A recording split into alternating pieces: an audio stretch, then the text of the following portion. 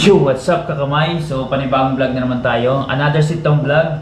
At kung sino man taga Laguna, hindi ko alam sa... Basta dito sa Santa Cruz sa Luciana, kumukulog-kulog kanina. So, delikado yun mga kamay. So, alam niyo na, kumbaga, ang sa amin kasi ang usapan, pag saan gumagano kumukulog-kulog is, kumbaga, huwag kang gumamit ng mga gadgets kasi hindi natin alam mga kamay. Baka, malay mo, kung biglat maging cause pa ng ano, yung parang frequency ba, yung ano, yun ang parang, yun lang ang ano, ng sinasabi. So, hindi ko naman alam kasi mamay, pero pag gano'n is naka, ano talaga kami,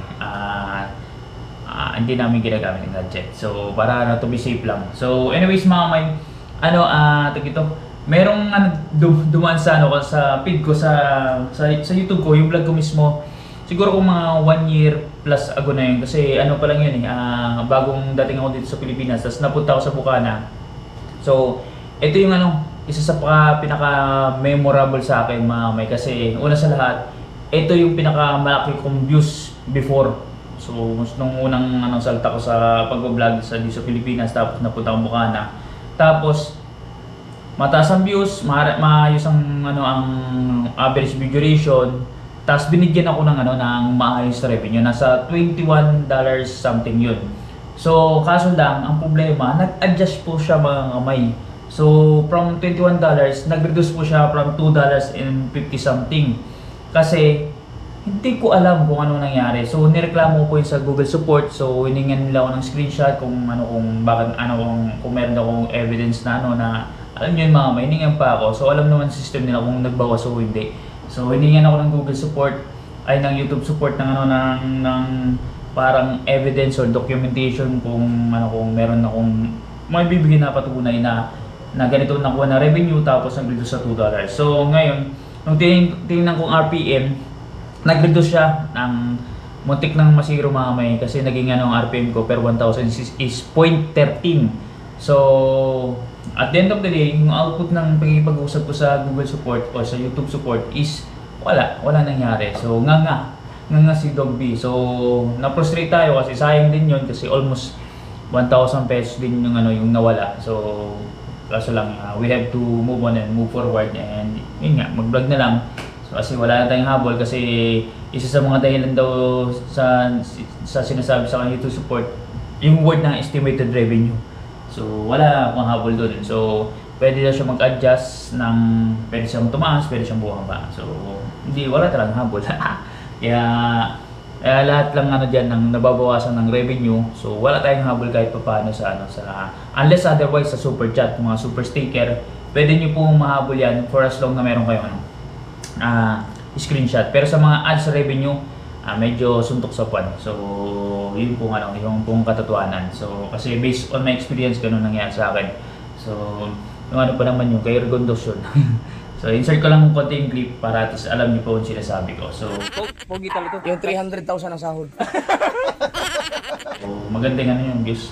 So anyways mga kamay, ito yung natin, yung pag-uusapan talaga natin is tungkol po sa sa Google AdSense, kasi parang yung nagre-reminisce na naman sa atin, kasi meron din nagtatanong sa atin bakit hindi pa nadating ang PIN, bakit hindi pa na-verify, bakit hindi pa sila nakakasahod, anong problema, ganito ganyan. So madaming concern mga kamay.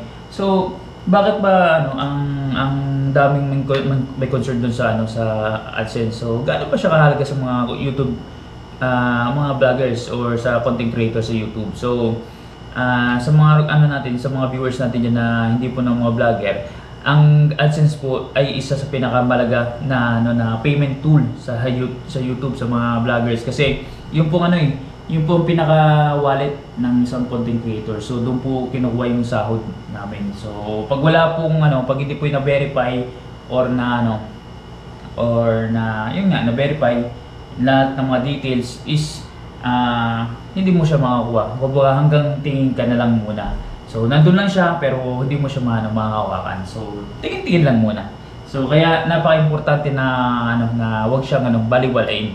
So kahit nasabi natin na verified na siya, so kailangan niyo pa rin kumbaga i-check, kasi maraming mga content creators hindi alam kung paano i-navigate o buksan yung Google AdSense. So, kasi yung iba kasi mga content creators is pinagawa lang yung Google AdSense. So, hindi sila marunong kung anong proseso, paano i-walk through yung AdSense, paano buksan, paano tingnan mga details nila, hindi nila alam. So, ang alam lang nila is every month is sumasahod sila. Kumbaga fully set up na siya. So, marami pong ganun mga may. So, marami din ako na nagawa na ako na ganyan na hindi talaga alam mga may, as in zero na knowledge. So, yun. Kaya dito mga may, mag-insert ako syempre nag-import ako. Nag-import ako mga may. Tandaan nyo, maganda kayo kumuha kayo ng tissue. Sigurado English to. So ginawa ko nagkuha ko ng clip ng sa YouTube para i-walk through natin yung proseso kung paano i-set up ng Google AdSense. So tara, let's panoorin po natin para meron po kayong ideya. Hey creators, let's talk about AdSense, the tool you need to earn money and get paid for your YouTube channel.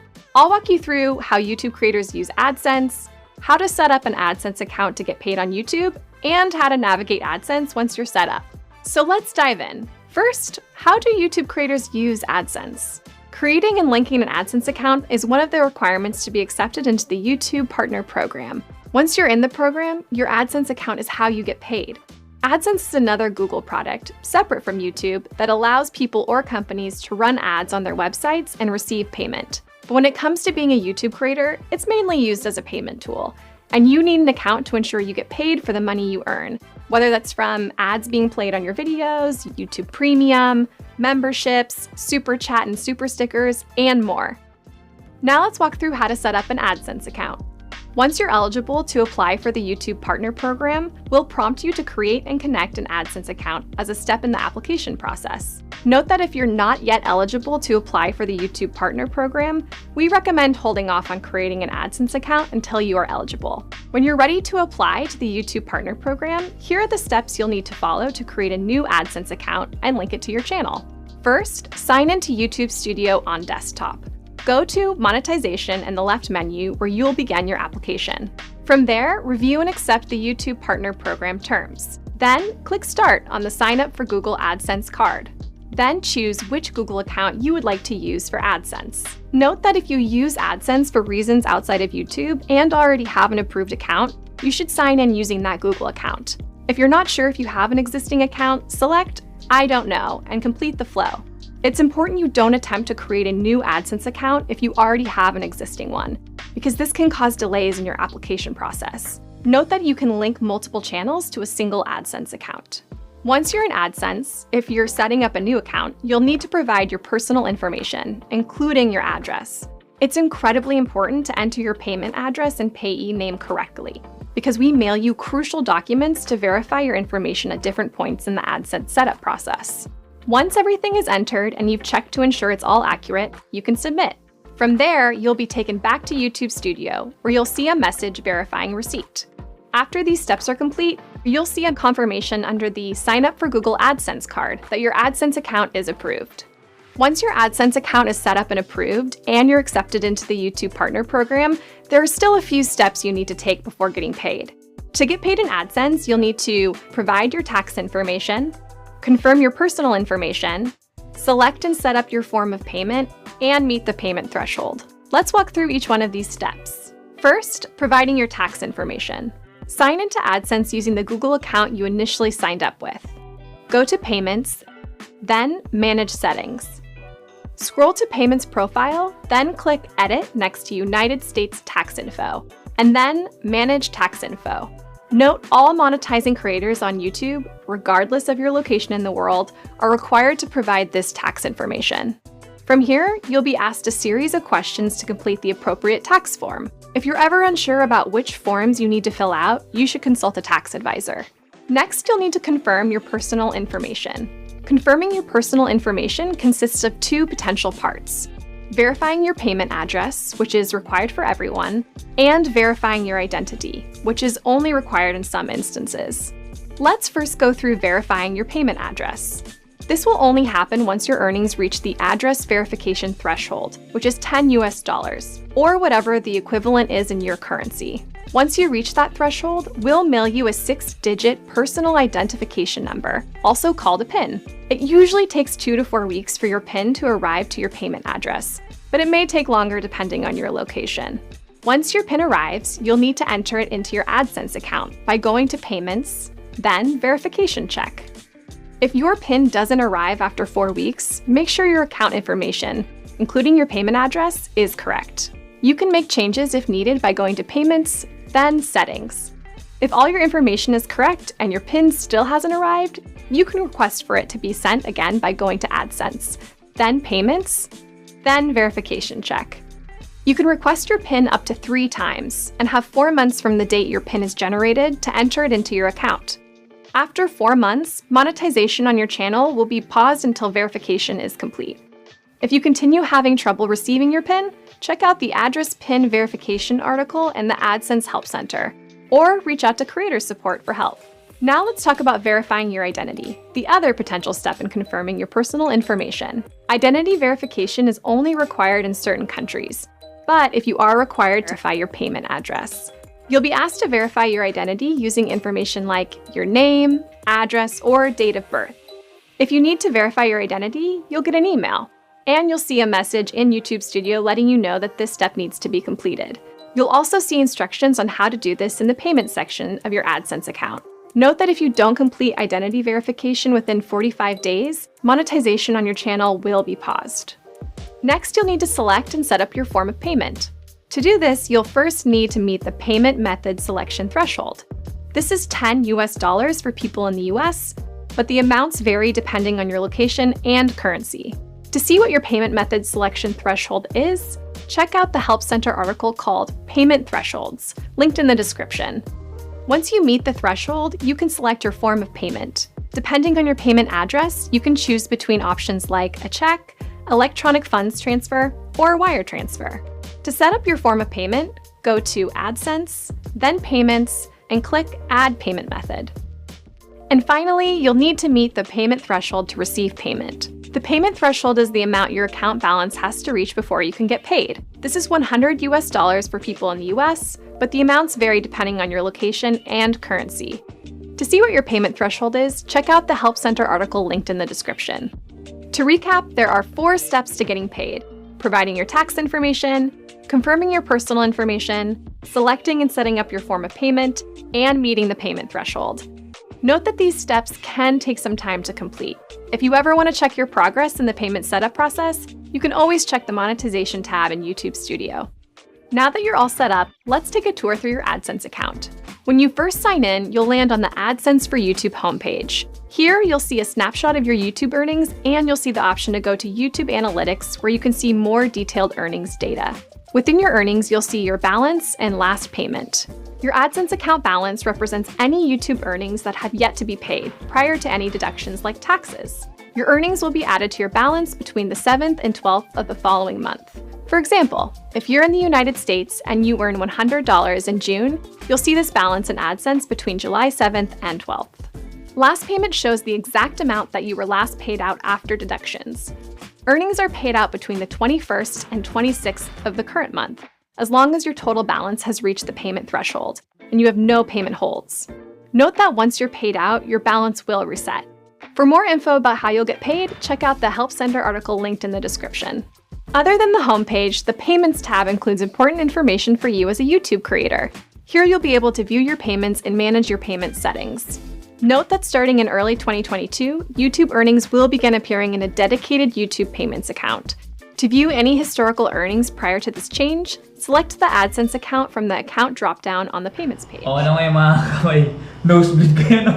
So, nakita nyo yung import ko, malupit yan. Galing mismo yun sa YouTube mga kamay. So, kung hindi nyo pa po naintindihan, hey, usap na tayo sa Tagalog.